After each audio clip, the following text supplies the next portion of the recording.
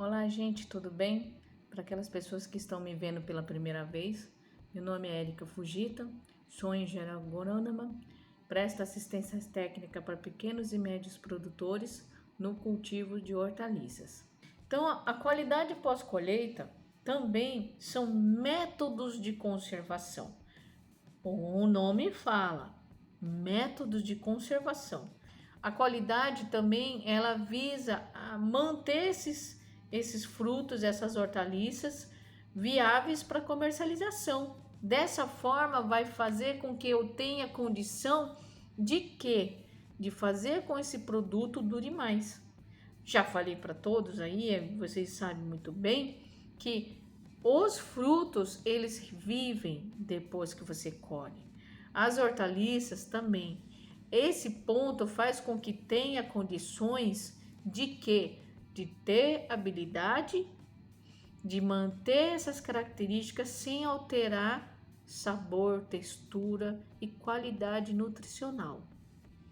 Essa é a intenção da conservação pós-colheita. Aí, outros pontos aí que vem cada vez mais crescendo, aparecendo no mercado, são o uso, além desse processo mais, como que eu falo, tecnológico que eu falei para vocês, cada vez mais se utilizam óleo essencial, que é um tipo de tratamento na qual você faz uma imersão. Então você vai pegar também um banho com água, na qual você coloca ali uma concentração de óleo essencial que pode ser inúmeras. Tem óleo essencial de inúmeros tipos de vegetais, como por exemplo, já vi alguns colegas de trabalho trabalhando com óleo essencial de orégano, de citronela. Tem alguns óleos essenciais, só que ainda existia a necessidade naquela época de ajustar essas doses de óleo. Para quê? Para não interferir no aroma dos produtos comercializados. Porque o que acontece? Esse óleo essencial, ele mais tem uma proteção gordurosa, então tem uma camada gordurosa que vai ficar em cima da casca. Essa camada acaba impedindo a troca, a transpiração que acontece nas cascas. Então ele dificulta, ele não vai impedir 100%, ele vai dificultar essa troca. E dessa forma, o que acontece? Se eu evitar a troca de dióxido de carbono, que é o CO2, e oxigênio na minha fruta, eu vou automaticamente interferir no processo de metabolismo, fisiologia, respiração, aquela coisa doida que eu já falei para vocês que acontece dentro dos frutos, principalmente nas hortaliças folha, que aí elas enlouquecem. Fica doida quando você tira da planta mãe, por exemplo, uma folha de couve. Por que dura pouquíssimos dias? Porque você colheu, tirou da planta. Primeiro porque a superfície dela é muito grande, então rapidinho ela murcha. Mesmo se você manter ela no plástico, ela murcha, mas aí amarela. Assim, ó, amarela. Ai, gente, é um problema.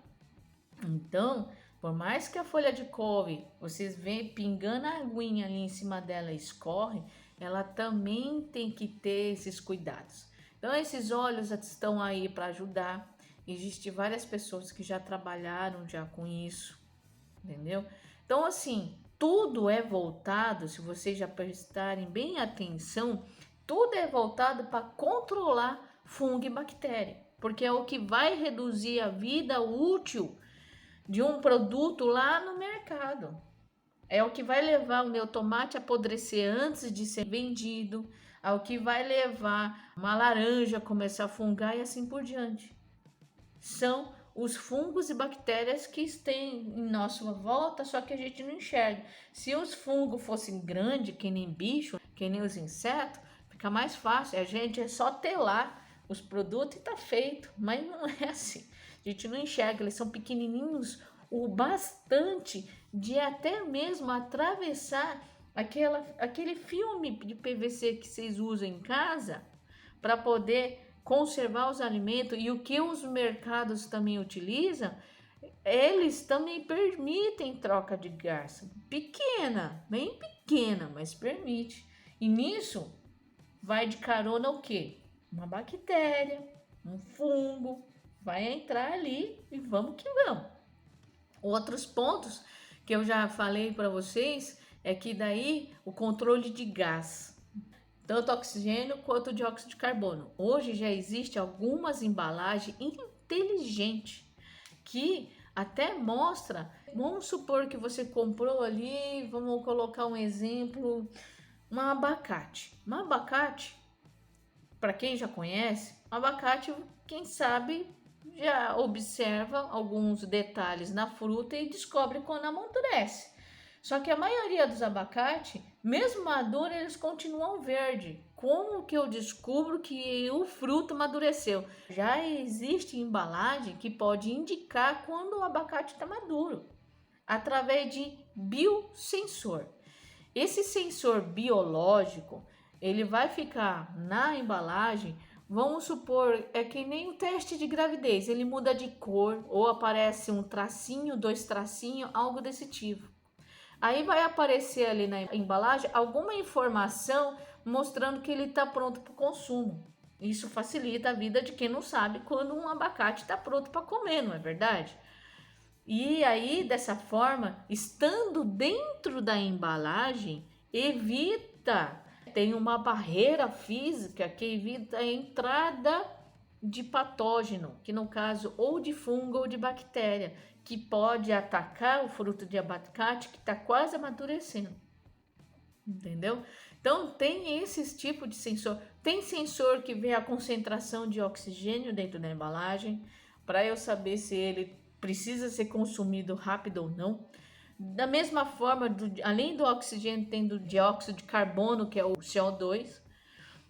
Tem esses tipos de embalagem. Na verdade, se vocês forem parar para pensar, a melhor embalagem é aquela mais escura, de papel pardo, por exemplo, daquele saco de pão, que não deixa entrar tanta claridade, porque a luz também degrada. Ai, Érica, é verdade? Sim, a luz também degrada. Uma das coisas que hoje em dia tem muito é o óleo vegetal envasado em embalagem transparente. Isso entrou na moda. As garrafas PET é muito mais barata que lata. Antigamente utilizava-se lata para poder transportar e comercializar o óleo em unidade de litro.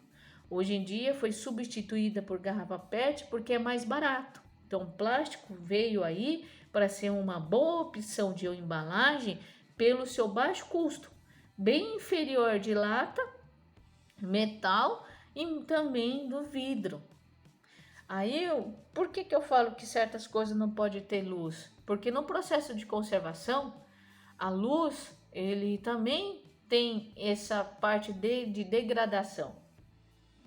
Aí, por exemplo, o que pode acontecer com o óleo que eu já mencionei? Se ele ficar recebendo luz do sol ou até mesmo uma luz artificial, o que acontece com ele? Ele começa a ficar rançoso. Demora mais do que se você estiver usando um óleo ali para fritar e esquece dentro do forno aquela panela de óleo, porque daí não vai usar uma única vez. Se o óleo estiver limpinho, numa coloração clarinha, então dá para usar 2 vezes aí para fritar alguma coisa. Mas nesse caso, se você esquecer, ele vai ficar com um cheiro rançoso. Isso é um processo de degradação do óleo. Então tem aquele cheiro, aquele sabor. Então, para os óleos vegetais, no caso das essências que são oleosas, muitas vezes, é um cuidado que tem que ser tomado. A luz degrada. Então, dessa forma, se vocês forem para parar para pensar, meu Deus do céu, para conservar os nossos alimentos, a gente tem que brigar todo dia com alguma coisa. Você tem que brigar com ar, você tem que brigar com fungo e bactéria que vocês não enxergam, então tem que estar embalando. É muito importante o que vocês compram no mercado colocar em refrigeradores, na geladeira. Entendeu? Isso é muito importante. Tirando raízes e tubérculos, vocês não precisam estar colocando dentro da geladeira para deixar conservado. Mas esses frutos, As hortaliças de forma geral, tirando raiz e tubérculo, cebola, alho e etc., batata doce, mandioca e assim vai, até a cenoura, vocês podem estar colocando em lugar escuro. Só que tem um ponto também, a desidratação. Por exemplo, a batata suja, ela dura muito mais, só que ela desidrata. E aí a pessoa acha que ela tá apodrecendo meio, fica mais macia, não fica aquela batata durinha. Ela macia porque ela perde água. Normal, ué, tá fora da terra, ela não tem da onde absorver água, então ela vai perdendo conforme o tempo. E isso deixa murcho. Então tem gente que joga fora, aquele descascador que a gente passa assim na batata, quando ela tá murcha, você não consegue descascar direito. Aí o pessoal vai lá e pincha fora. Não é bem por aí, tá, gente? Por favor. Se você lavar certinho com escova, pega uma escovinha, toda a superfície de qualquer raiz, cenoura, batata. Ai, não faço isso não, porque é sujo. Se vocês puderem comer tudo com casca, seria melhor. É só lavar direitinho, deixar de molho com um pouquinho de cloro. Se vocês tiverem algum receio de algum cantinho conter alguma coisinha, deixa de molho um pouquinho de cloro. Já ajuda bastante. Aí vocês podem então consumir o produto com rico em fibra. Então isso é um ponto bem interessante. Então, gente, eu agora nesse momento me despeço. Agradeço por vocês assistirem esse vídeo. Fiquem atentos na minha rede social, tanto no Facebook quanto no Instagram, porque esses vídeos também são publicados lá. Então, por favor, vai lá, curte a página. É uma forma também de eu sempre poder estar aqui presente a vocês. Não deixe de se inscrever no meu canal do YouTube. Quanto mais pessoas inscritas, pede para os seus amigos se inscrever, aperta o sininho para vocês poderem receber todas as notificações dos vídeos que eu sempre estou postando. Sempre tem alguma informação que vocês podem estar utilizando. O bom de vídeo é que vocês podem estar passando. Ai, tá falando muita lorota. Vai lá e passa para ir mais rápido e chegar naquele ponto do que vocês querem. Porque acontece, porque eu sempre falo alguma coisa no dia a dia.